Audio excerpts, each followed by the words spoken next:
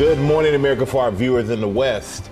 A frigid morning for millions. President Trump's about face a wild overtime overnight in the A-list race to the Oscars. Waking up to a brutal cold blast where you'll see wind chills in the teens and the real low temps below zero. Plus, more than 150 car wrecks in snowy Virginia, a deadly collision in Wisconsin involving a snowplow. This morning, Lara is in sub-zero Lake Placid. And Ginger, will we see a warm-up soon? High-stakes hearing. We hear from the officer who arrested Luigi Mangione as his attorneys look to get the evidence they pulled from his backpack tossed out, including what prosecutors describe as Mangione's escape routes. We're seeing it for the first time. President Trump backtracks on releasing the full video of the September 2nd strikes on an alleged drug boat that killed 2 survivors. Mr. President, you said you would have no problem with releasing the full video of that strike on September 2nd off the coast of Venezuela. Secretary Hegseth now said— Rachel Scott is here with the president's answer as lawmakers turn up the pressure to make the video public. New details after frightening fall at the Miss Universe pageant. Miss Jamaica rushed to the hospital. Now, what we're learning about her serious injuries and what the pageant's winner told us about the incident. New twist in the Alec Murdaugh case. Guilty, guilty, guilty. The county clerk who read Murdaugh's guilty verdict with her own guilty plea. Your Honor, I want to say that I am truly sorry. What it could mean for the convicted killer's bid for a new trial. Royal Caribbean facing a lawsuit after an unruly passenger's death was ruled a homicide. What his family is now saying happened on board. Plus, the Department of Transportation's announcement and the potential impact for families at the airport. Hurts keeps, throws, batted up and picked off. A wild overtime Monday Night Football thriller as we charge into Tuesday. And it's the race to the Oscars. This is the end of the line. Not for you. 96 days to go this morning. Who is making Golden Globes history? I'm off to see The Wizard. As we see who else is going for gold. They get you too many movies. I think you do just the right amount of them. Live from ABC News headquarters in New York City, it's Tuesday. Good morning, America. Oh, award season already here. The Oscars will be here before we know it. Yeah, they sure will. And also ahead in today's show, news. If you're filling up your car on the way to work this morning, Gio Benitez is tracking what you need to know as you plan your holiday of travel. We're going to begin with millions of people waking up to brutal cold. Ginger standing by with the track on where those below zero temperatures are hitting. Lara starts us off from Lake Placid, New York. Good morning, Lara. And good morning to you, George. The official temperature here in Lake Placid at this hour, 21 below zero. And these life-threatening temperatures and this bitter cold are what people can expect all over the East Coast today. This morning, another frigid day in store for millions from the mid-Atlantic throughout the Northeast. Here in Lake Placid, 5 inches falling since Sunday. Over in Chicago, residents digging out after back-to-back storms. And outside Boston, firefighters battling a massive blaze in icy conditions in the town of Tyngsboro. Temperatures there in the teens. Snow and ice pummeling states from North Carolina to Kentucky, creating treacherous driving conditions. Up to 8 inches of snow falling in Virginia. State police responding to at least 155 wrecks statewide. This head-on crash in Maryland, leaving 1 person hospitalized. And a deadly collision in Waukesha County, Wisconsin. A driver killed after crashing into the back of a snowplow on I-94. And in addition to these bone-chilling temperatures, we are expecting more snow here tonight into tomorrow. Guys? And Larry, we know you were there for another assignment, but you jumped into duty this morning, and we can see how frigid it is. Thank you, my friend. Thank you so much. We're going to go to Ginger now with how long this cold snap will last. I was going to say, that's such a flip of having me in here and her out there. So unique, but she looked great, and thank you for doing that, because, you know, this is the coldest we've been here in New York this early in the season in about 7 years. So part of this is the relativity of how we haven't had a lot of cold. I want to show you the Arctic blast and how cold it is for so many other places. So this is the wind chill. This is what your body actually feels. Feels like 15 in Chicago. They're a little moderated, but look, this is where the core of the cold air is. Now 22 below for the wind chill at Lake Placid. New York was right in the 20s, and I just looked at Philadelphia was 19. Now the next blast of cold air comes by this weekend. So we're not breaking out of this. This is not when does it end, because I'd have to say May if that were the case. Some of the numbers by the weekend: 9 below the feels like out the door Saturday morning in Chicago, 22 below for Minneapolis, and even here we're going to see that cooler weather. Unfortunately, Michael, this pattern is set. You want to warm up, you've got to go to the southwest. Oh boy, sure is cold out there, Ginger. Thank you for that. Now to the Luigi Mangione case. The accused CEO killer is back in court after explosive testimony yesterday. His attorneys grilled the officer who searched his backpack as they fight to block the evidence collected. Chief Investigative Correspondent Aaron Katersky is at the courthouse for us. Good morning, Aaron. Good morning, Michael. The defense wants everything police pulled from Luigi Mangione's backpack tossed out, not just the alleged murder weapon, but also a slip of paper that we're seeing for the very first time, in which prosecutors say Mangione scribbled possible escape routes. In court, accused killer Luigi Mangione makes a fist while his attorneys fight to keep key evidence out of the case. That includes this handwritten note with a crudely drawn map listing Pittsburgh and nearby cities. Check Pittsburgh red eyes, ideally to Columbus or Cincinnati. There's a reminder to get off early and another to keep momentum, FBI slower overnight. Prosecutors described the note as Mangione's escape routes. On the flip side of the page, a reminder to change hat, shoes, and pluck eyebrows. The manager of a Pennsylvania McDonald's said customers recognized the young man at a corner table from his distinctive eyebrows. I have a customer here that some other customers were suspicious of, that he looked like the CEO shooter from New York. Defense attorneys say the officer who searched Mangione's backpack at the McDonald's skipped steps and violated his rights because she was eager to help solve a high-profile murder. Isn't it true, a defense attorney said, that you were actually searching his bag because you thought he was the New York City shooter? The officer testified, "We're just making sure there's no bomb." But body camera footage shows customers and employees walking by, and the officer conceded police never cleared the restaurant. From the backpack, the officer is seen pulling a loaded magazine wrapped in a pair of wet gray underwear, a hollow point bullet sticking out. Another officer is then heard saying, "At this point, we probably need a search warrant." The officer took the bag back to the station and resumed searching, seen retrieving a 3D printed gun with a second magazine and silencer. The NYPD later linked the weapon to the murder of United Healthcare CEO Brian Thompson. There was also a phone and a Faraday bag designed to block its signal. This is the fifth day of an evidence suppression hearing. It's expected to last at least through the end of this week. And, George, sometime in January, the judge is expected to decide what evidence is going to be in a trial and which could be out. George? Aaron Katersky, thanks. Now to the intensifying questions about the strikes on a suspected drug boat that have been called a possible war crime. Lawmakers are pushing for the video to be released, but President Trump, who earlier back-released the video, is now reversing course. Rachel Scott questioned the president about that. She joins us now. Good morning, Rachel. George, good morning to you. And this is a reversal for President Trump. Just days ago, he said flat out he had no problem with releasing the full video of that controversial strike, but now he's not committing. This morning, President Trump reversing course, now deferring to Defense Secretary Pete Hegseth on releasing the full video of the September 2nd strikes on an alleged drug boat in the Caribbean that killed 11 people, including 2 initial survivors. Mr. President, you said you would have no problem with releasing the full video of that strike on September 2nd off the coast of Venezuela. Secretary Hegseth now says... You said that. I didn't say that. This is ABC fake news. You said that you would have no problem releasing the full bit. Okay, well, Secretary Hegseth... Whatever Hegseth wants to do is okay with me. But just last week, President Trump said he had no problem making the video public. I don't know what they have, but whatever they have, we'd certainly release. No problem. So far, the Pentagon has released 22 videos of strikes on alleged drug boats. But it's the video of the September 2nd strike that killed 2 survivors that's drawing increased scrutiny. Hegseth says he won't commit to releasing it. Whatever we were to decide to release, we'd have to be very responsible about. So we're reviewing that right now. On Capitol Hill, Democrats who viewed the video demanding for it to be released, describing it as showing an attack on 2 defenseless survivors, which would violate international law. The president now says he's seen the video, but when I asked if the American people would get that chance, are you committing to releasing the full video?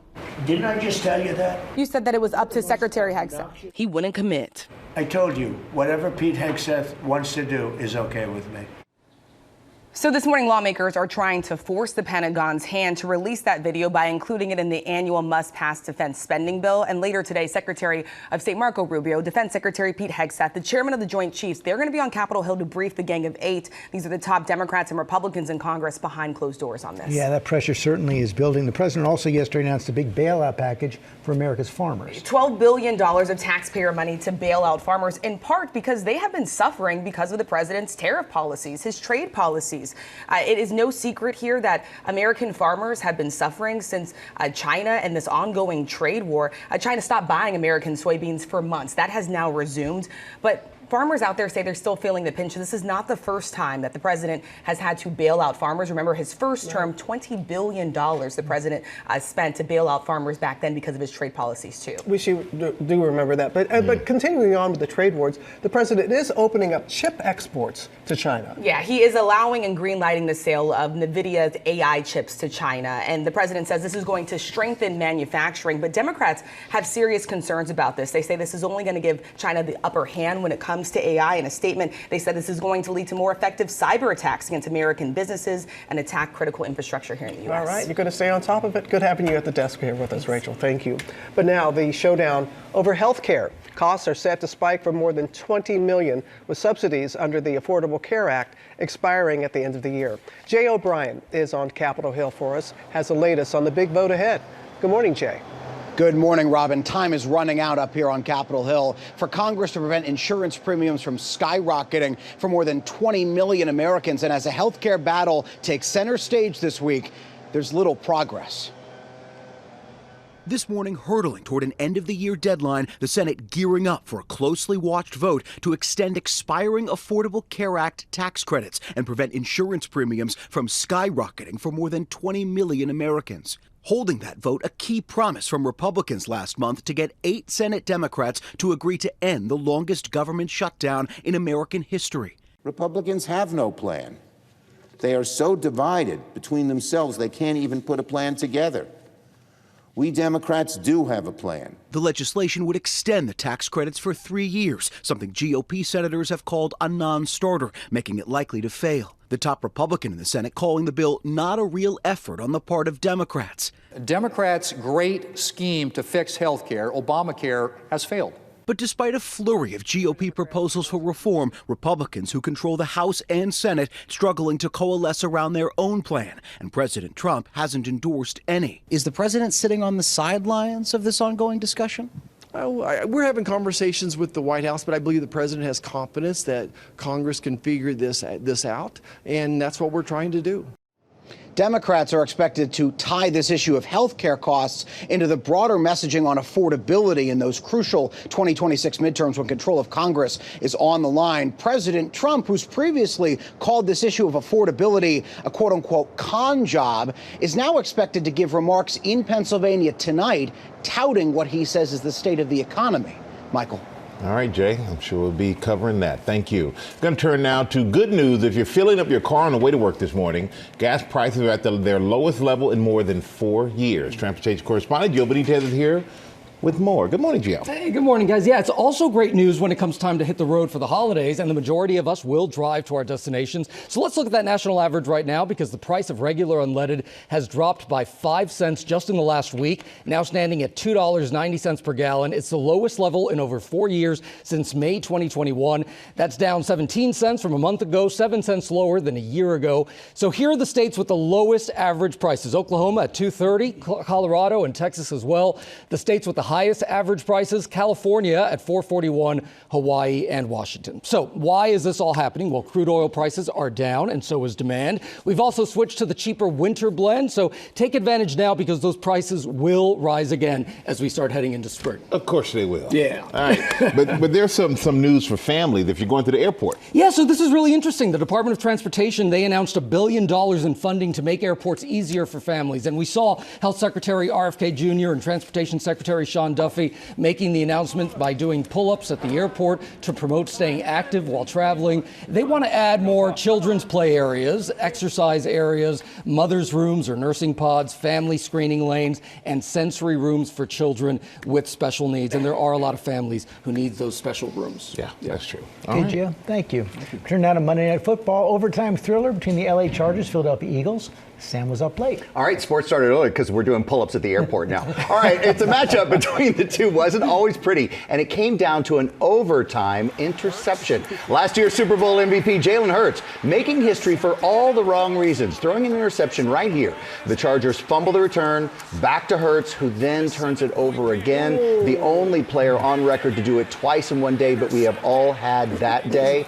The field goal, each team turns over. Then the fourth quarter, the Eagles finally took the lead with a little deception here, setting up to do the tush push, but instead handing the ball to Saquon Barkley for a 52-yard run into the end zone. Massive run. And then, with 8 seconds left, the Chargers sent the game into overtime and snagged the lead. Then it all came down to this. The Eagles driving, trying to win it, but the Chargers tipping Jalen Hurts' pass and picking him off for the fourth time just outside the end zone. The Chargers win it 22-19, handing the defending Super Bowl champs their third straight loss, and this one looked heartbreaking. Yeah. This is wide open this season. Yeah. It really is. I'm glad I'm not in Philly this week. Whoa. Wow. Right. Great job, Sam. Thank you very much, buddy. sir. Appreciate you. Coming up, we have new details about Miss Jamaica's scary fall at the Miss Universe contest, what we're learning about her injuries and recovery, and what the pageant's winner told us about the frightening moment. Also, the new development in the Alec Murdaugh case,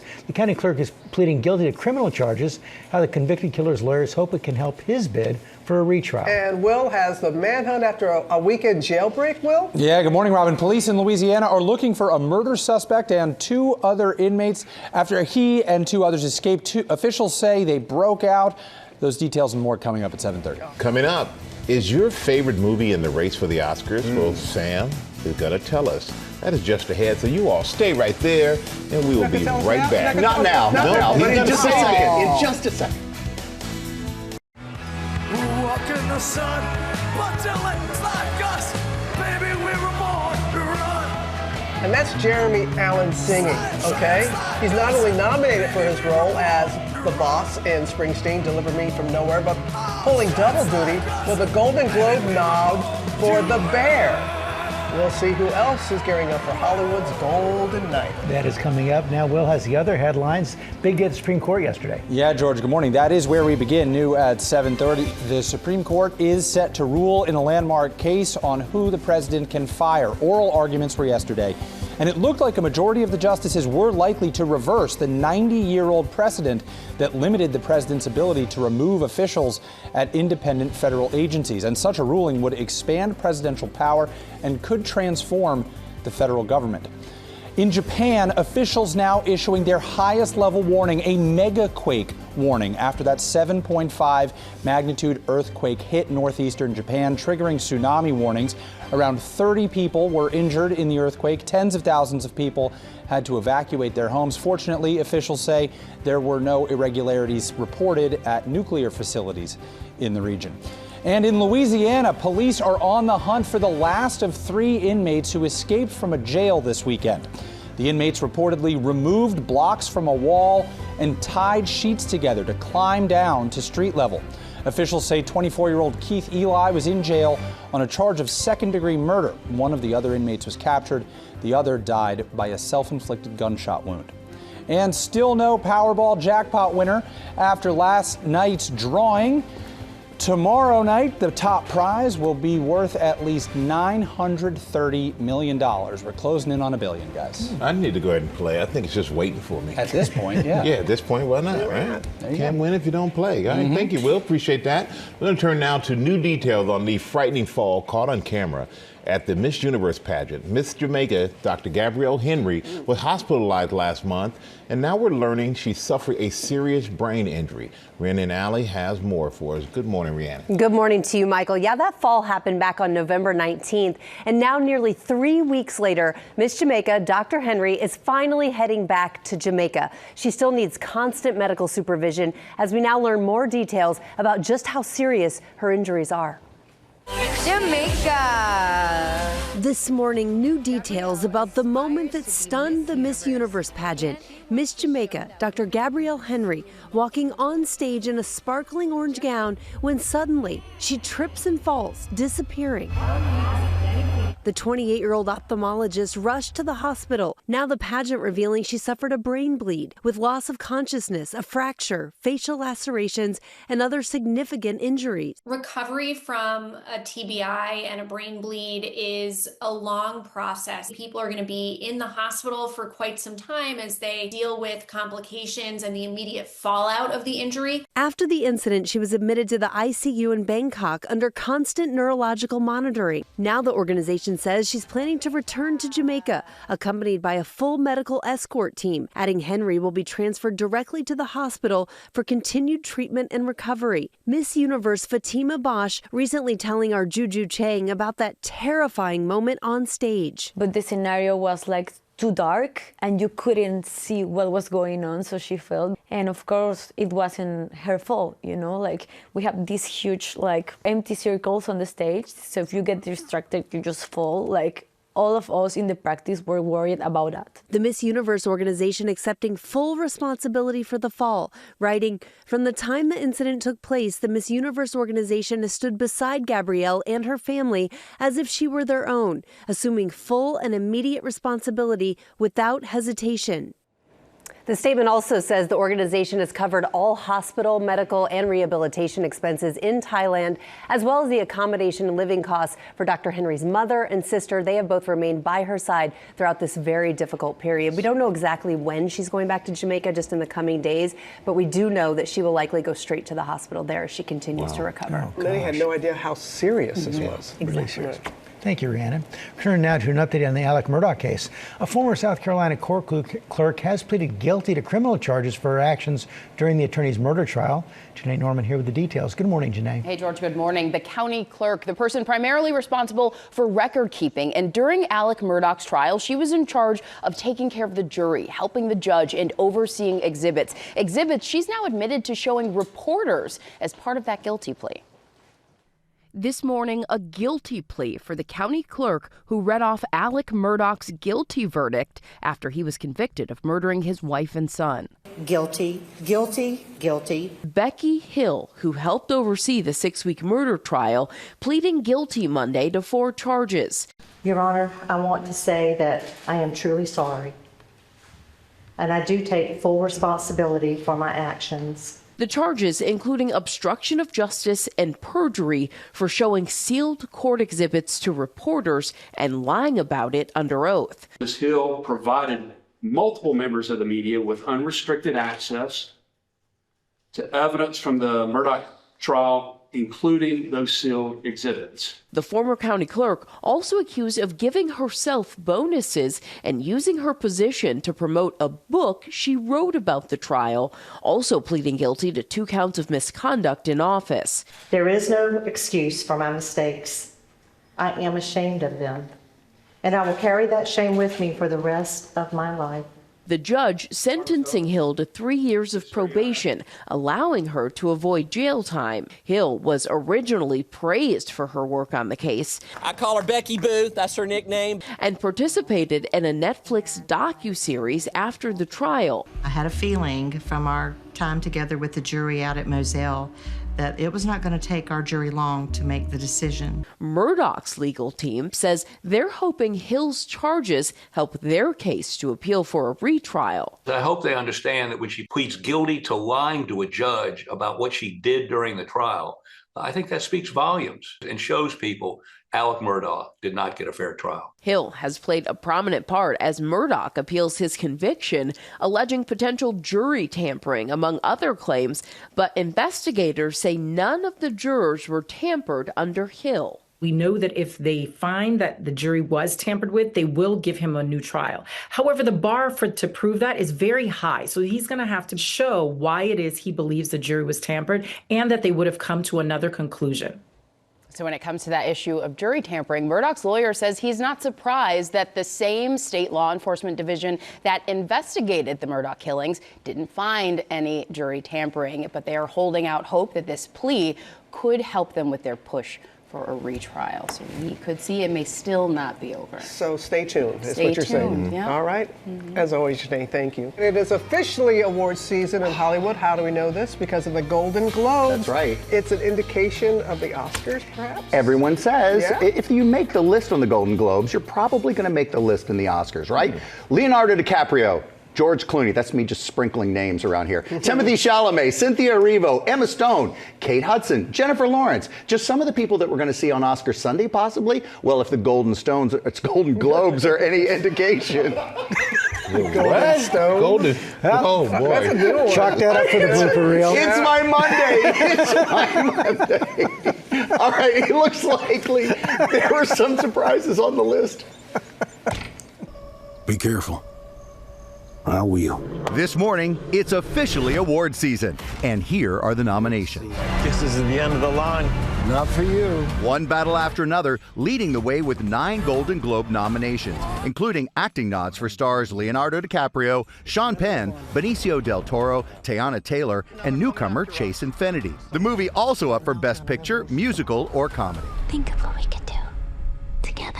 Wicked for Good was noticeably absent from that category, but Ariana Grande and Cynthia Erivo made the cut for their portrayals of Glinda and Elphaba. Erivo becoming the first black woman to earn 2 lead actress nominations in the comedy or musical category.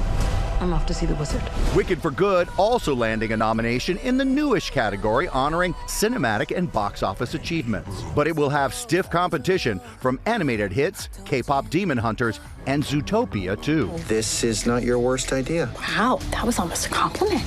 Also included are the first acting nominations for Sinners star Michael B. Jordan and the Smashing Machines' Dwayne Johnson. Meanwhile, Jeremy Allen White gets a double, nominated for his role on the big screen as the boss in Springsteen, Deliver Me From Nowhere. And on the small screen for his role in FX's The Bear. I don't want this place to be chaos. The comedy, yes, comedy, facing off against other perennial fan favorites, like Abbott Elementary and Only Murders in the Building, which saw its superstar trio of Steve Martin, Martin Short, and Selena Gomez all get individually nominated. Please tell me you recorded that.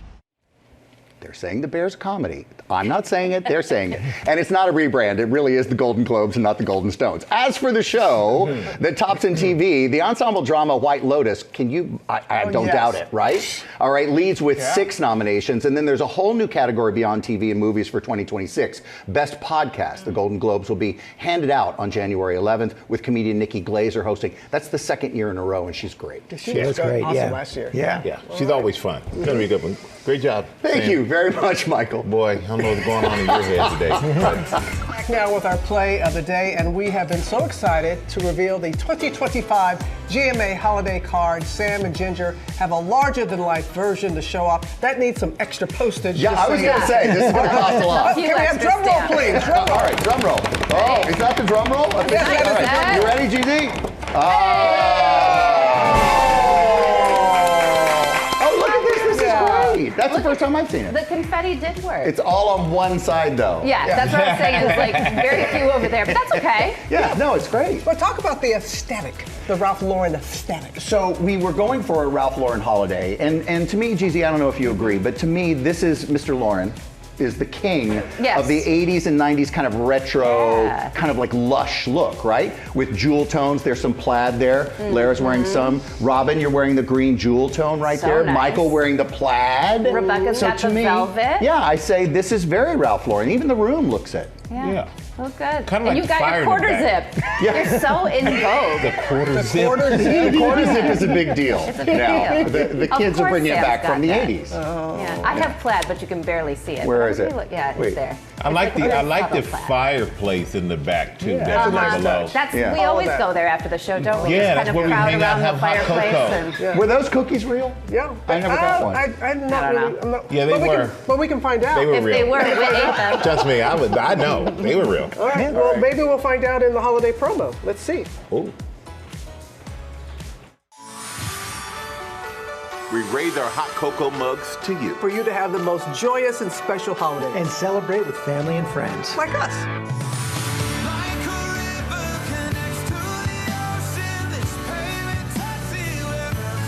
Good cocoa. You're not kidding. More hot cocoa, please. Happy holidays. Happy holidays. Happy holidays. From our GMA family to yours. Happy holidays. Good morning, America. It's 8 a.m. Waking up to a brutal cold blast. Ginger is tracking where you'll see the temperatures below zero.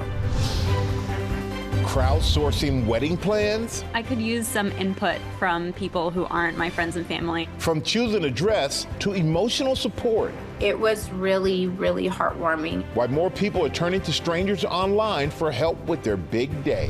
'Cause you make me feel like I'm alive again. And get ready for epic action. Were you here the whole time? Percy Jackson and the Olympians back for season 2 after the biggest streaming premiere ever on Disney+. And Becky Worley went behind the scenes with the cast. I want to teach you how to use this thing. You think? I think every girl needs to know how to use one of these. As they say, Good morning, America. like I'm alive again. Live from ABC News headquarters in New York City, it's Tuesday. Good morning, America. Me too. You know that too. That's You know that too. Coldplay. I love Coldplay. It's a cold day. Yes, it is. Good morning, America. Counting down to the holidays. Just 16 days until Christmas. Tori Johnson here with Deals and Steals. Gifts as low as $6. And all from small businesses. 16 days. Mhm. Wow, that's close. All right. Also ahead, as you do your holiday shopping, the rules of return. The retailers charging fees to send it back, and just how long you had to return at some major stores. First look at the top stories breaking 8. We start with those frigid below zero temperatures. Ginger is tracking how long the cold snap is going to last. Good morning, Ginger. Everybody wants an end to it, and I'm afraid that there's not much of an end to this cold pattern, especially for the Great Lakes and Northeast, George. So let's start where we got the fresh snow in Virginia, some places between 3 to 8 inches. And yes, it caused accidents this morning. I'm sure quite crusty in a lot of these places because it refroze if it had any melting at all, which it likely didn't.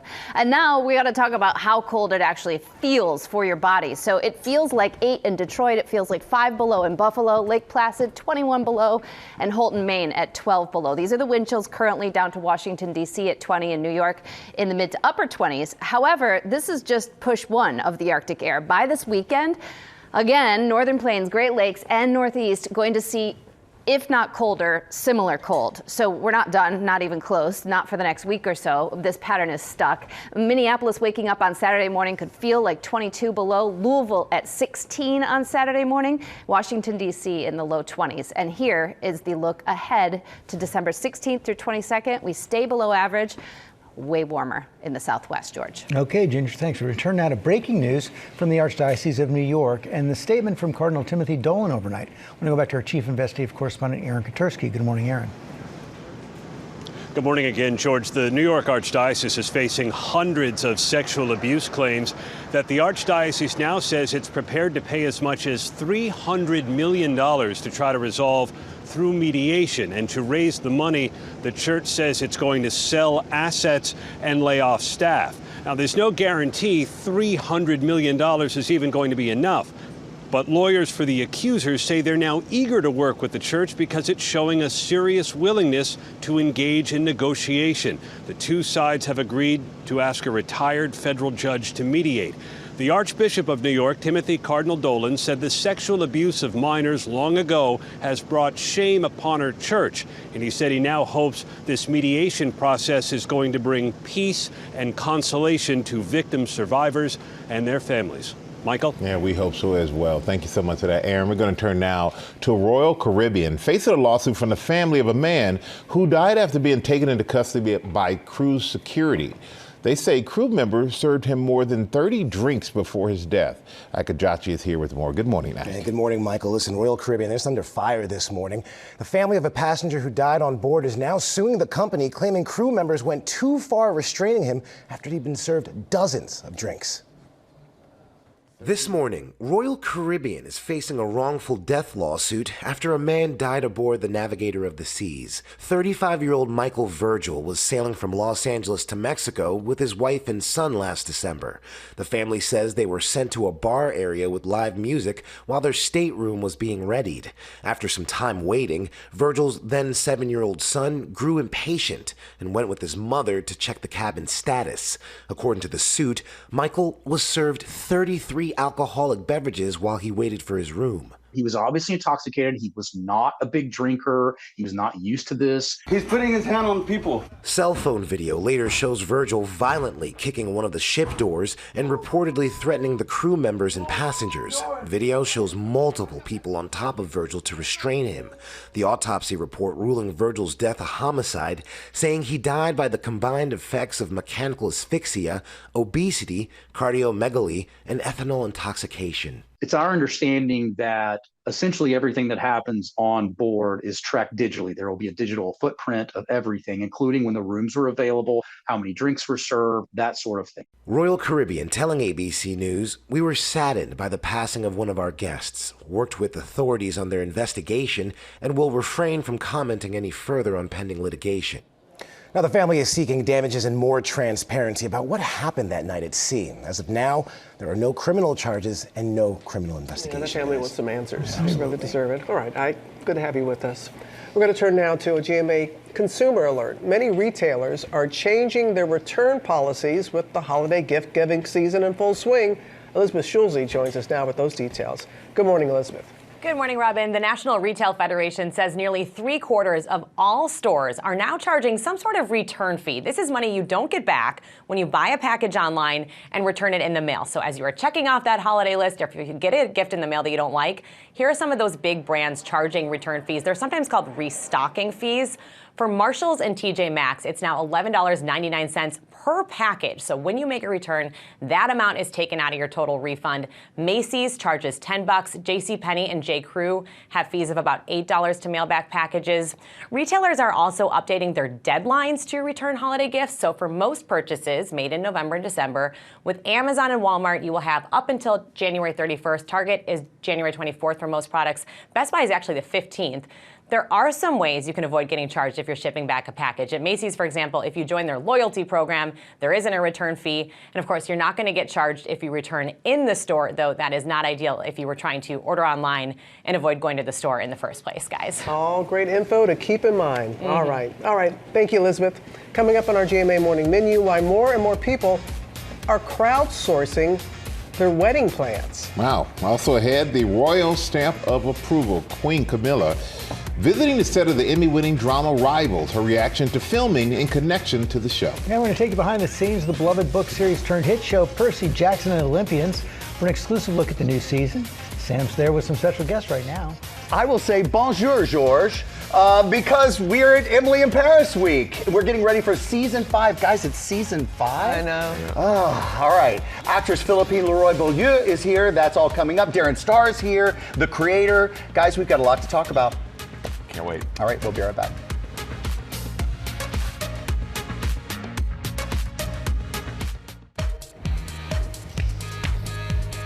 A bright sunny day, cold day here in New York City, but our GMA cover story now, and more people crowdsourcing their wedding planning. Instead of hiring a wedding planner or going at it alone, they're turning to Reddit for help. It's a story we first read about in the New York Times.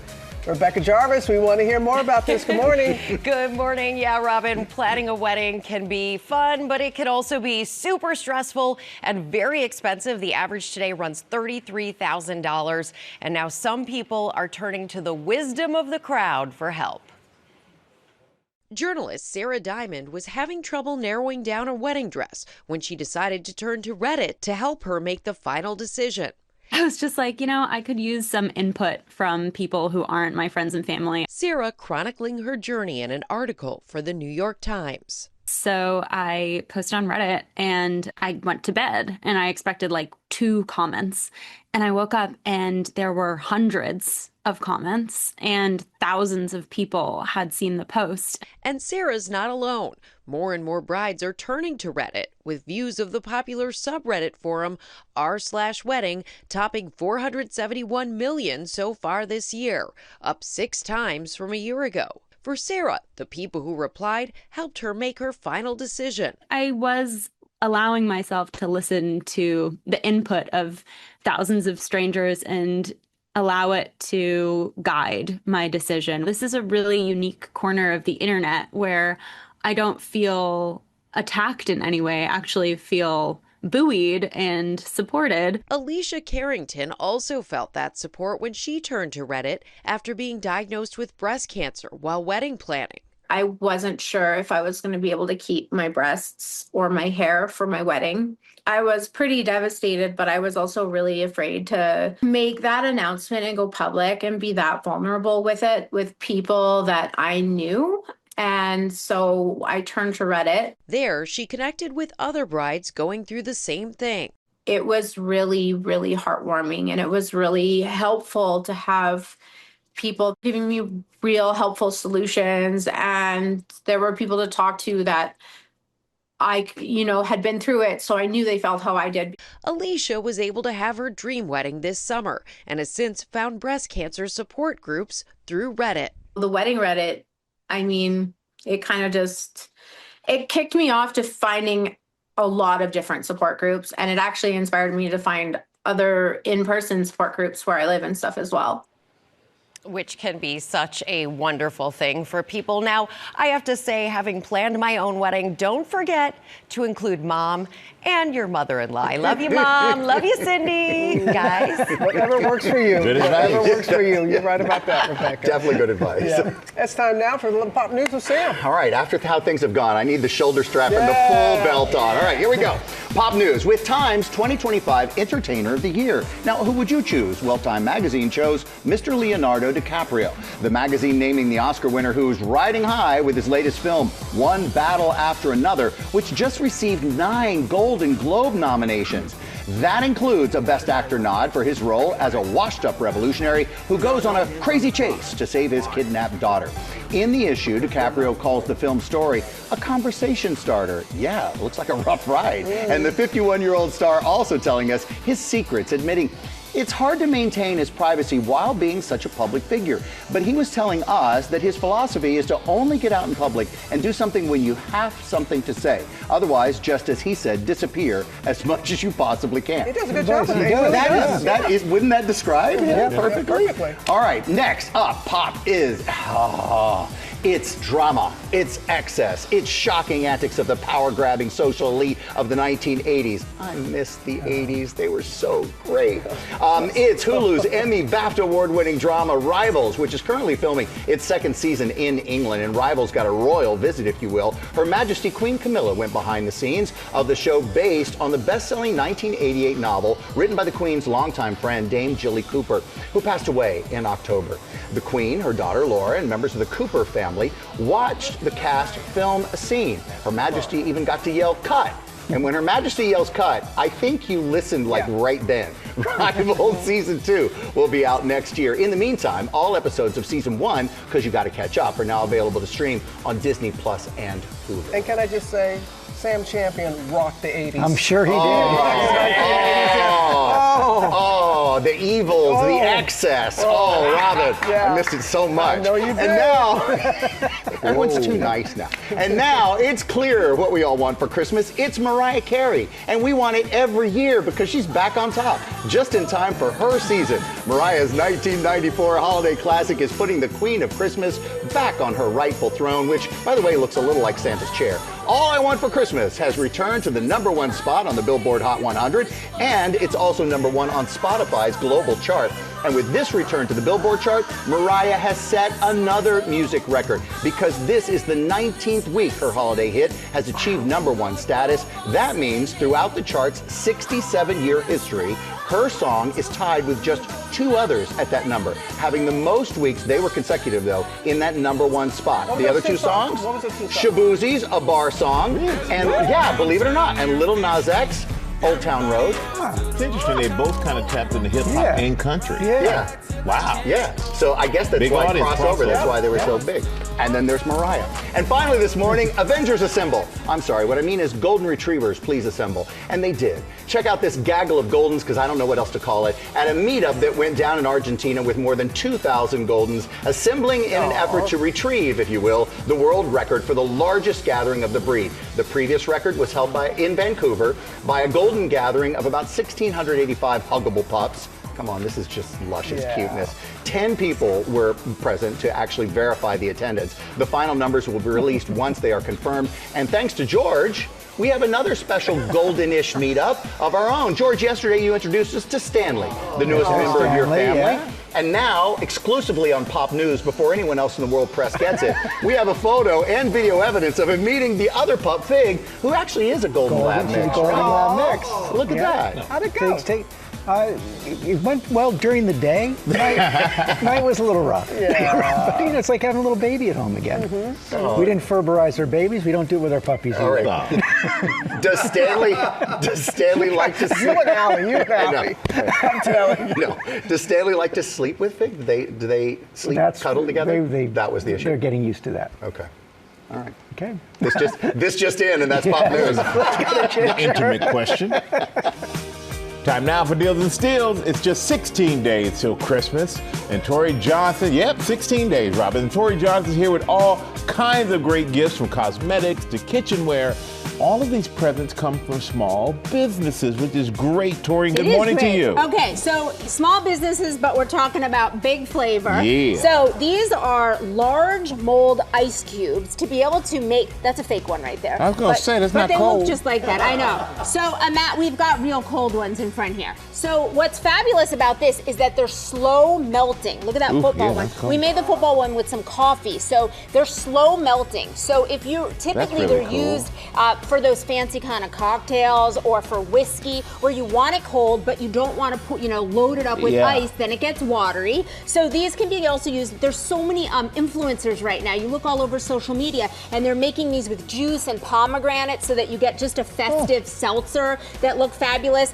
Then we also have their popsicle molds, which are really great. You can make all kinds of fun popsicle. That's a little pink lemonade there. And then we've got their silicone pieces. They're just everything from Tivolo's a lot of fun, making their GMA deals debut, all 50% off. Great deal. I love that. Okay. Absolutely love that. Now we are moving into glowing gifting. Let's glow up. Oh yeah, from Iconic London. One of their #1 bestseller, this little baby right here, the Underglow. This is a primer.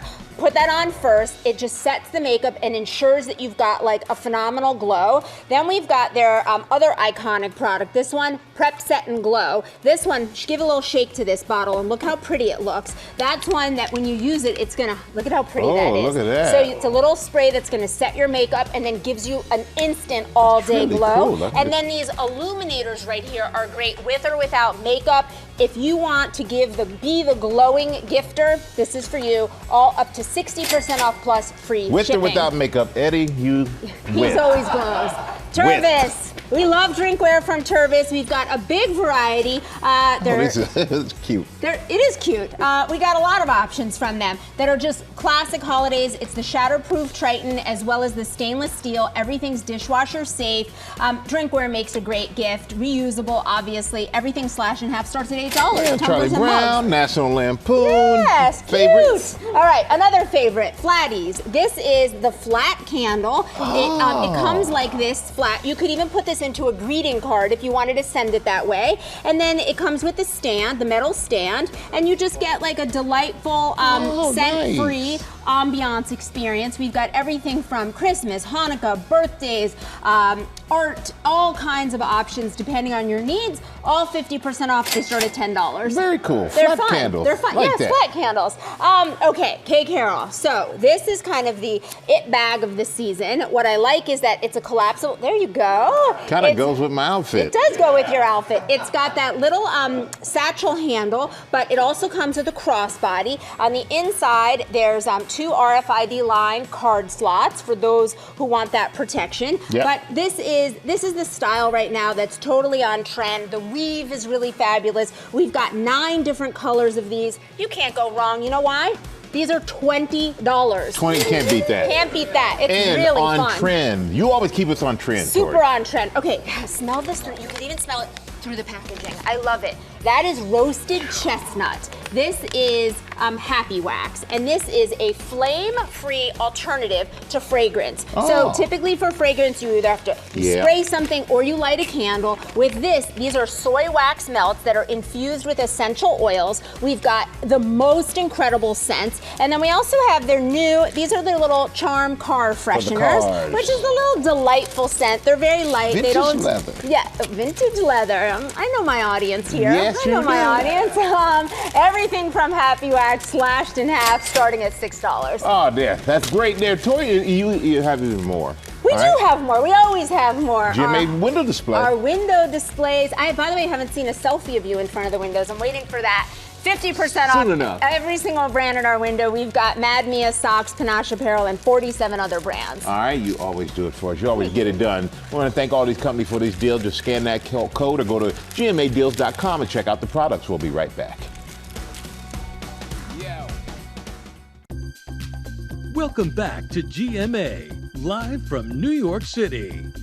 And we are back now with our series, The New Faces of Cancer, and a look at how lung cancer diagnoses are growing in number for women and those who've never smoked before. Will's back with that story. Hey, Will. Yeah, good morning, everybody. So lung cancer is the #1 cause of cancer deaths worldwide. There is a stigma attached, the smoker's cancer, which is an incomplete accounting because non-smokers get it too. But no matter the cause, the disease remains deadly and underfunded. 1 in 17 men and 1 in 18 women will be diagnosed with lung cancer at some point in their lives.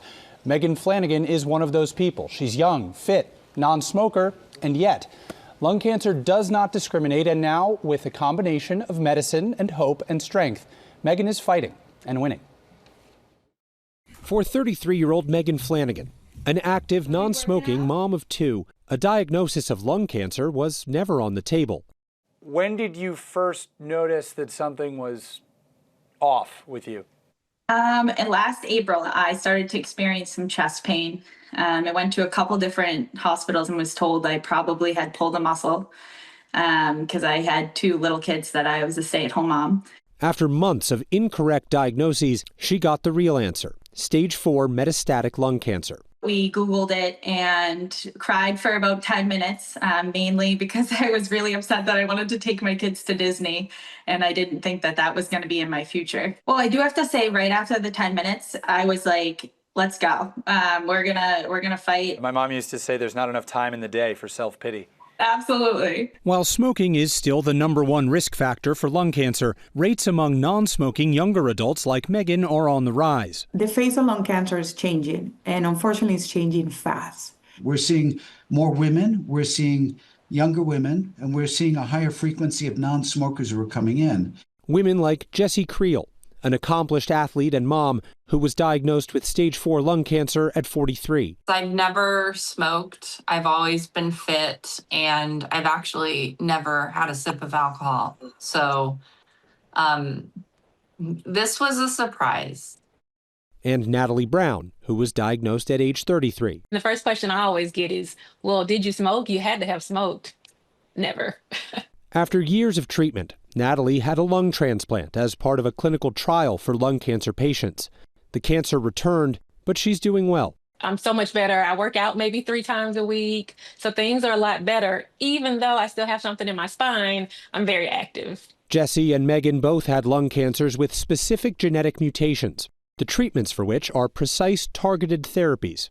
Patients can often take a pill and survive for years with an outstanding quality of life without needing chemotherapy or any of these other treatments. These new treatments bringing hope for so many. Today, Jessie has no evidence of active disease. And as for Megan, My latest scans, there's no cancer to be detected. Yeah. Congratulations. Thank you. And Megan is doing great. She was able to bring her kids to Disney World. There they are, right there. And the hope is that if the current treatment stops working, there might be another one available. And November was Lung Cancer Awareness Month. So just some facts and figures here. It's the leading cause of cancer deaths, but it receives far less funding than other types of cancer. It's 3 times as deadly as breast cancer in this country for women, and 3 times as deadly as prostate cancer for men. 20% of people who get lung cancer are non-smokers. That's tens of thousands of people. For whatever reason they get it, and there's good news on the way, it seems, with these developments. We don't discuss it enough. We don't discuss it enough. I know this hits home. It does, yeah. My mom, non-smoker, died at 44 from stage 4 lung cancer. We still don't know exactly how she got it, but there is so much progress here, which is, it makes me really happy to see. I'm glad to be part of the fight. Yeah, and you are part of the fight. Well, bless you. We're going to shift gears now to Percy Jackson and the Olympians. The first season, as you know, was a huge hit, the top streaming premiere ever on Disney+. And ahead of the highly anticipated new season, Becky Worley went behind the scenes. I bet that was a hoot. Becky, good morning. Robin, it was so much fun. I mean, this book series, Percy Jackson, that delighted millions of young readers. As you said, it became Disney's biggest premiere of any streaming TV series ever. It's back for season 2, and I got to go exclusively behind the scenes to access the sets, talk to the cast, and I even got to do some stunt work with them. Demigods, welcome. Take a group of modern-day demigods and throw puberty at them. Season 1 of Percy Jackson and the Olympians took viewers on an epic adventure. I'm Annabeth. Leah Savay-Jeffries, who plays Athena's daughter, Annabeth, says the response from fans blew her away. Were you here the whole time? Yes. I knew it was going to be massive, but I did not expect it to be this big, especially from the first season. Season 1 was the biggest streaming premiere ever on Disney+, with more than 110 million hours watched. And 16 Emmy nominations later, it's back. Percy, Grover, and Annabeth are on a new quest. What were you saying about Grover? You know where he is? This time with Percy's half-brother, Tyson, played by Daniel Deemer, who is, oh yeah, a Cyclops. They only have one eye. Look who's talking. Basically what they do is they kind of capture my performance and they take that. So they take both my eyes and they kind of amalgamate into one. So it's not like actually like generated from scratch. I sat down with the cast and they all mirror Leah's sentiment about the fan base. I think that we have like one of the best fan bases out there because they're all like our age, or at least like my age. Yeah, they get it. Yeah. They get it. Yeah. Exactly. Did you guys grow up reading these books? Oh, yeah. Yeah. I remember my mom read my brother and I like the first couple ones. For Walker Scoble, these books changed his life even before he was cast to play Percy Jackson. My son's almost the exact same age as you, and I single-handedly credit the Percy Jackson series with turning him into a reader. It did the same thing for me. I mean, I hated reading growing up, and Percy Jackson was actually the first like series that I read through. And it's like reading was so cool when you're reading Percy Jackson's. Good morning, America. For the cast and crew, they say performing the physical feats of the demigods is what they loved most this season. What you're seeing is not us going fast. We're going maybe like 50% speed. Like it's like Tai Chi speed, but if you bring like that face and that energy and you really like from the diaphragm, it makes it feel like it's going like this. There was a lot of like grunting. I'm not even sure I can make that noise. I think you got it. You can bring it from the in here. Dior Goodjohn, who plays Clarice, the villainess you love to hate, says even I have a demigod lurking within. I want to teach you how to use this thing. You think? I think every girl needs to know how to use one of these things. All right. The costume brings it to life, doesn't it? Okay, let's do this. Are you ready? I'm ready. You got this. You got this. Okay, So good. You got it, you got it. okay. Vocalize. Grunting? Yeah, this is the one. Okay, here we go. 3, 2, 1, action. Woo! That was fun! Woo!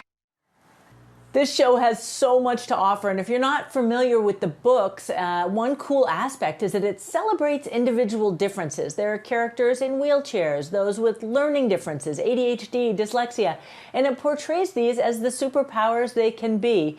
The first 2 episodes of Percy Jackson and the Olympians Season 2 premiere tomorrow on Disney Plus and Hulu. I, for one, can't wait. Guys? First of all, Ginger and Avatar, now you, Becky, now you.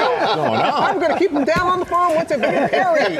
All right. Thank you so much, Becky, as always. It's Emily in Paris week here on GMA, and we're joined now by the series creator Darren Star and Philippine Loa Baloo, who plays Sylvie. Welcome to the show.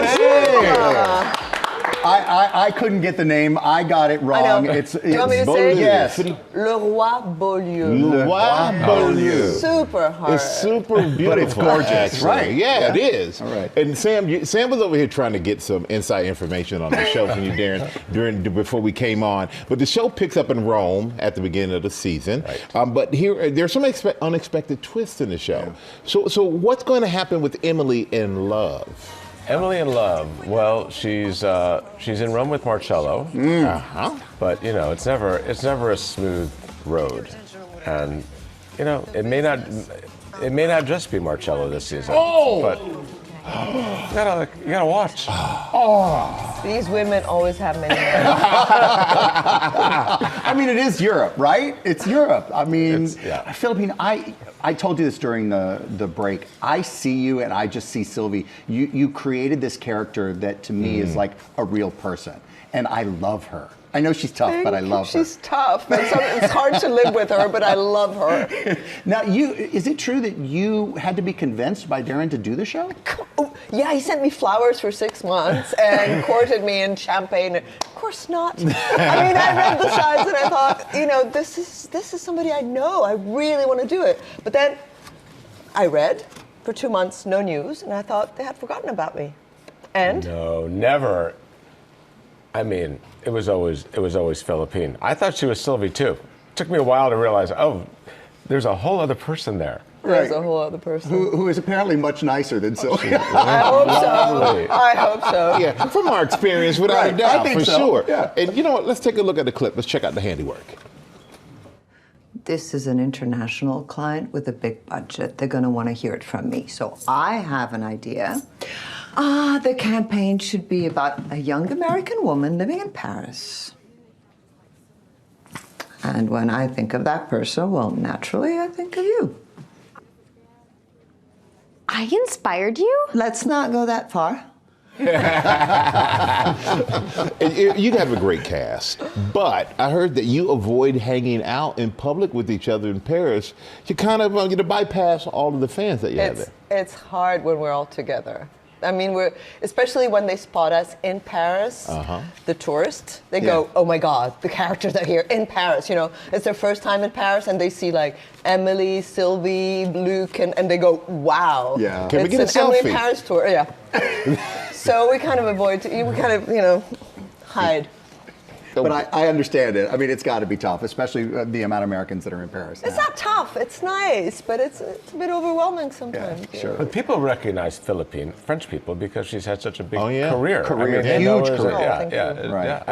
I've seen it happen, and they're very nice. They're very reserved. Yeah, the French are always. They say hello. Darren, I got to go to the card for the list here. You're hugely successful, my friend, and rightfully so. Beverly Hills 90210, Melrose Place, Sex and the City, Younger. No one can build shows like this, really and truly. You're like the only one. So what's the secret? Give. Something like that. One at a time. And, you know, I fall in love with the characters. And when I fall in love with the characters, I just have a great time doing this show, and I feel like that hopefully translates to the audience the way I feel about it. Well, you know what? It does. You fall in love with characters, and we fall in love with your shows and all the characters that you create. And we're so happy both of you here. Oh, great. Philippine, great to see you, my dear. Darren, thank you so much. Emily in Paris, Season 5 premieres globally on Netflix. Binge the whole thing, everybody. December 18th. Coming up, Lori is here with can't miss products to make holiday memories with family and friends, all under $50. Can't miss it. There we go.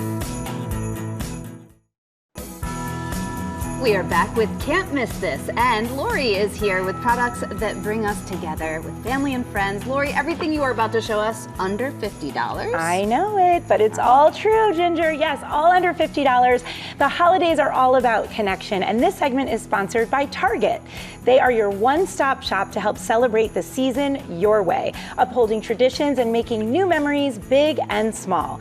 And we have some great gift ideas and trendy, entertaining must-haves and more to help bring those memories to life. You can scan that QR code on your screen to check it all out. So let's get started, shall we? We did this over the Thanksgiving holiday with my parents, with the kids. Games. They are just like a classic way to connect. I haven't laughed harder than that in so long. I know, they really galvanize the family, and Target has so many great games, as you know. So headbands is a really fantastic one. I have 3 kids. All of them, different ages, can play this one.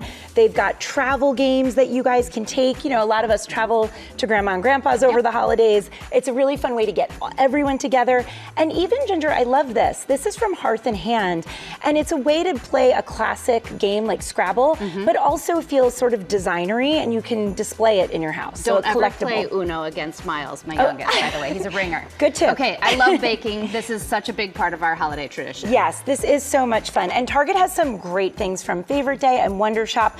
So I want to point this gingerbread house here on the corner out, because much to the just delight of parents everywhere, I want to tell you that comes pre-assembled. What? Yes. So, you know, it's not falling over and everyone's crying? Exactly. And I have a 5-year-old, and when we're all doing gingerbread houses together, that's a great one for her to participate. Yes. But then my bigger kids, like yours, probably want to do it themselves, get a little bit creative, and Favorite Day has lots of things for them. And you can, you know, to have fun icing them. This is their bakeware, so fun in that gingerbread theme. You can really find so many great things. And now it's time to party. Yes, we love to spruce it up here. So we've got things for cocktails, mocktails, hostess gifts galore. So we'll start with these little fun wine stoppers. A great thing if you don't really know what to bring, you can bring this. If you're hosting a party, this is a great way to add a little ornamental value. And then we have some eggnog here. We've got great cutting boards. There's just so many fun things that you can do there. And I do want to talk to you about more hostess gifts from Marks & Spencer here. We've got these delicious shortbread cookies. There's a tea item. Stonewall Kitchen, I don't know if you've ever had these. These are fabulous.